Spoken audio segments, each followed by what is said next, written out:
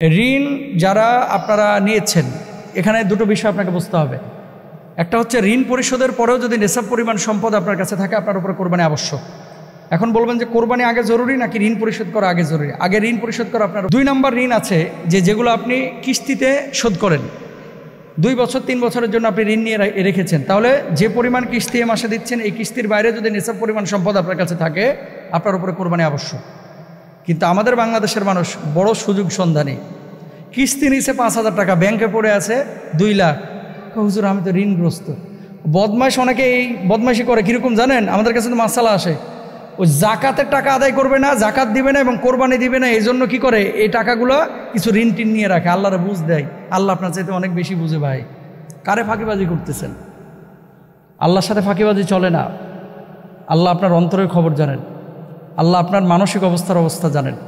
আল্লাহ সুবহানাহু ওয়া তাআলা আপনার দিনের এবং রাতের সব বিষয় আল্লাহ সুবহানাহু ওয়া তাআলা জ্ঞাত। ইন্নাল্লাহা আলিমুম বিযাতিস সুদূর। সুতরাং ঋণগ্রস্ত থাকলেই কোরবানি হবে না। এই বাংলাদেশের শিল্পপতি যারা 1000 কোটি টাকার মালিক, কোন শিল্পপতি আছে যে ঋণগ্রস্ত না? আপনি বলেন আমারে। যারা বড় বড় ব্যবসায়ী, কে ঋণ ছাড়া ব্যবসা করে? সবাই তো ঋণগ্রস্ত। এখন এই সেরা শিল্পপতি সেও যদি বলে, বেক্সিমকো গ্রুপের মালিক, যে আমি তো ঋণগ্রস্ত, আমার উপরে কোরবানি আবশ্যক না, তিনি তো বলতে পারেন না। মাসালা এটা না। নেশাব যদি আপনার উপরে থাকে এবং কিস্তি যে মাসে আপনি আদায় করতেছেন, এটা দিয়ে আপনি কোরবানি আদায় করবেন। মৃত বাপ মার পক্ষ থেকে কোরবানি। আমরা একটা জিনিস ভুল করি যে মৃত বাপ মার নামে কোরবানি। নামে কখনো কোরবানি হয় না, পক্ষ থেকে হয়। যদি বলে যে অমুকের নামে কোরবানি, কোরবানি অশুদ্ধ হয়ে যাওয়ার সম্ভাবনা আছে। নাম হবে কার? একমাত্র আল্লাহ। আল্লাহ কোরআনে কি বলতেছে? ওয়ালা তাকুলু মিম্মা লাম ইউযকার ইসমুল্লাহ। আল্লাহর নাম ছাড়া কোনো পশু যদি কেউ জবাই করে, এটা খাওয়া যাবে না কিন্তু, এবং ওই পশুটা মুসলমানের জন্য খাওয়া হারাম। এবার আসেন আরেকটা দলিল নেন। আল্লাহ তাআলা কি বলছেন? ইন্না সলাতি ওয়া নুসুকি ওয়া মাহইয়ায়া ওয়া মামাতি লিল্লাহি রাব্বিল আলামিন।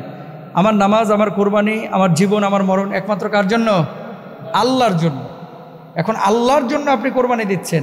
আমরা একটা স্পেলিং ভুল করে থাকি যে আমার নামে কোরবানি, দাদির নামে কোরবানি, বাপের নামে কোরবানি। না, কারো নামে কোরবানি হবে না, তার পক্ষ থেকে হবে। মিন্নি, মিনহুম, মিনহা, মিনহু। কথা বুঝতে পেরেছেন?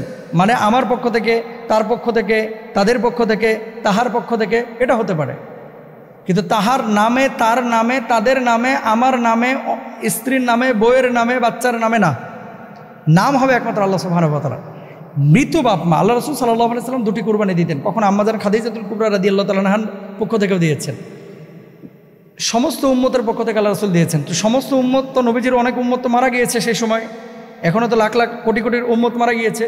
তার মানে সমস্ত জীবিত এবং মৃত উম্মতের পক্ষ থেকে আল্লাহ রাসূল দিয়েছেন সওয়াবের জন্য। তো আমাদের মৃত বাপ মা যাদের কবরে চলে গেছে, আপনার যদি আর্থিক সঙ্গতি থাকে, ধরেন 2টো গরু কিনলেন, অথবা গরুর 2টা ভাগ নিয়েছেন, একটা নিজের জন্য আর একটা আমার মৃত বাপ মার জন্য।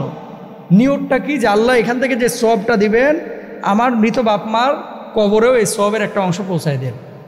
এই নিয়তে যদি আপনি করে থাকেন, তাহলে আপনি কোরবানি করতে পারেন, জায়েজ আছে আপনার জন্য। তবে মরা মানুষের জন্য কোরবানি না, কিন্তু মরা মানুষের সওয়াবের জন্য কোরবানি আপনি দিতে পারেন। কোরবানি হচ্ছে জীবিত মানুষের জন্য। সেকেন্ড আরেকটি বিষয় আপনাকে বলি। আপনার বাপ মারা যাচ্ছিল, ঠিক ওই মুহূর্তে বলেছে, বাজান আমার জন্য একটা কোরবানি দিস, ওসিয়ত করে গিয়েছে। আপনার মা ওসিয়ত করে গেছে। ভেরি ভেরি ইম্পর্টেন্ট একটা বিষয়, এটা আমরা অনেকেই জানি না। বাপ অথবা মা ওসিয়ত করে গেছে যে আমার ছেলে তো অঢেল টাকা আমি রেখে গেলাম ছেলের জন্য, প্রতি বছর আমাদের পক্ষ থেকে অবশ্যই একটা কোরবানি দিবে আমাদের ইন্তেকালের পরে। এটা আপনার জন্য ওয়াজিব, আবশ্যক, যদি বাপের ওইরকম সামর্থ্যবান আপনি হন এবং বাপের ওইরকম সম্পদ থাকে।